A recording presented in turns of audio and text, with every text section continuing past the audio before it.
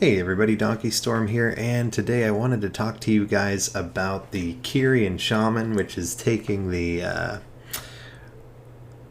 Mythic Plus scene by storm from the healer spot.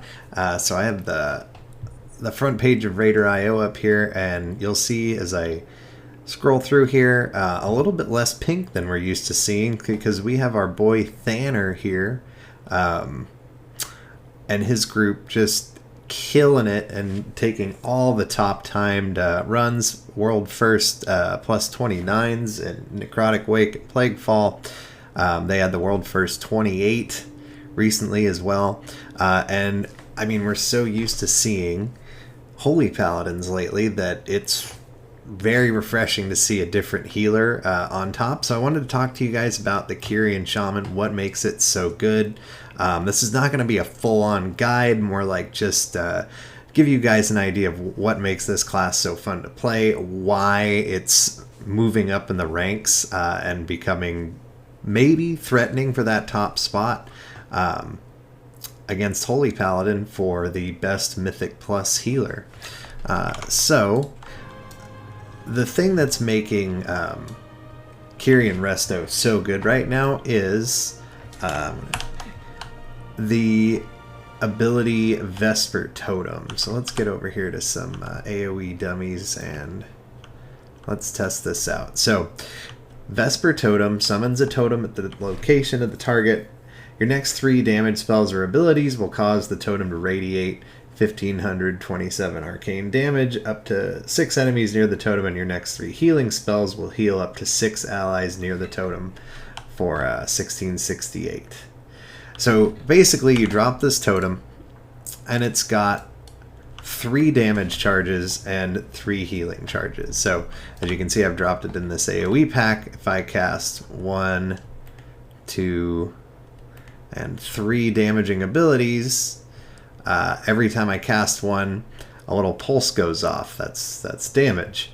Then if I cast heals, you can also see that it's going to pulse out some heals. So that's the base of Vesper Totem, but that's not what's making it so good. It's really its synergies with the other parts of the Kyrian kit. So on top of that, we've got the Kyrian Legendary, which makes it so when 3 charges of Vesper Totem are consumed, Vesper Totem will radiate a 15-yard burst of additional damage and healing. So if I drop this again, now I'm going to use charges out of order, so I'll go damage, damage, and then watch this time when I cast heal, you're going to see a big pulse. Okay, that's the legendary kicking in. Now we'll use another couple heals, damage, so that's the 6th one. And you can see down here how much damage this thing has done over the course of the pull. At one point it was up to like, it's stabilized now at about 8k, but a ton, right? So you've got your Vesper Totem ability, you've got your legendary, and then on top of that, you've got the Forge Light Prime Mechanicos tree, and the last ability of this tree, the Effusive Anima Accelerator, makes Vesper Totem release a blast of overcharge anima at your target's location, dealing damage split evenly between all targets over 8 seconds, so adding more damage, and then even better, reducing the cooldown of Vesper Totem by 4 seconds per enemy affected to a maximum of 20 seconds. So this is already on a 1-minute cooldown. If I drop it, use up all the charges, and you can see there's 5 mobs here. So let's just make sure we use them all. And this thing's gonna be on, I just used it all up, and it's on a 23-second cooldown before it comes back again. So this is pretty insane. And this is what's causing the Kyrian Shaman to really rise up in the ranks. On top of that, you've also got the Elysian Dirge conduit that makes the totem do 58 more damage against the target nearest to it. And this, I believe, is actually getting buffed in patch 9.1.5 by 50%. So In a previous video, I had predicted that I thought Kyrian Shaman in 9.1.5 would vie for that top spot of healers, but I think this has happened even sooner than I predicted, as we can see from the Raider IO page. So on top of this really cool ability, what's making this so good, kind of similar to Ashen Hallow, is the damage profile of the ability. So you drop this and you're essentially playing as normal. You know, you're healing a couple people, you're throwing out a flame shock here and there. Even if you only relied on flame shock here and you weren't actively casting like chain lightning or anything like that, just, you know, flame shock and your procs, you can still get full use out of this totem. So the best type of healer damage ability is the type that you don't really have to stop healing for. And for this one, you don't really have to stop healing to get the most out of it. Yeah, you can, you know, you're going to need to use some globals on Flame Shock or Lava Burst at minimum.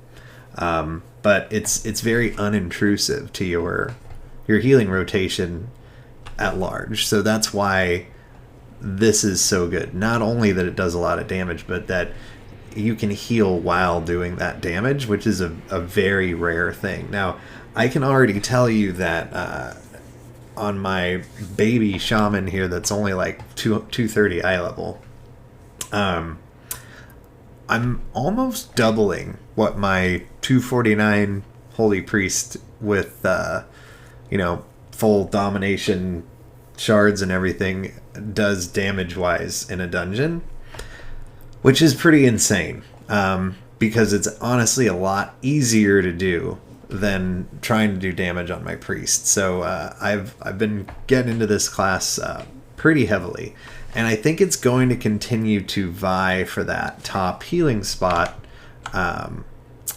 because in my opinion, Shaman overall, in addition to damage, is just kind of a better healer than Paladin is. I mean, you've got a really great kit for just about every healing situation. You've got Lust, which adds some variety to what you can do with the group comp. You don't necessarily now need a mage or an elemental shaman or a hunter. You're probably still going to bring one of those, but you would have the option not to.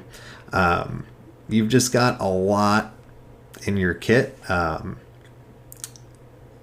as well as doing really good damage.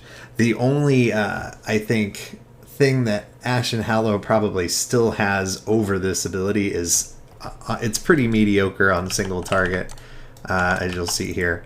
If I'm just hitting one thing and I'm, you know, blowing all my charges immediately, it's not nearly as much as what I do in an AoE situation. However, on a roughly 40-second cooldown, this is going to be up for essentially every pull, and you can really pull some big damage with this. The pulse that comes from the legendary is uncapped, as far as I know. So, you know, using this in the right situation can have you do some really, really crazy damage.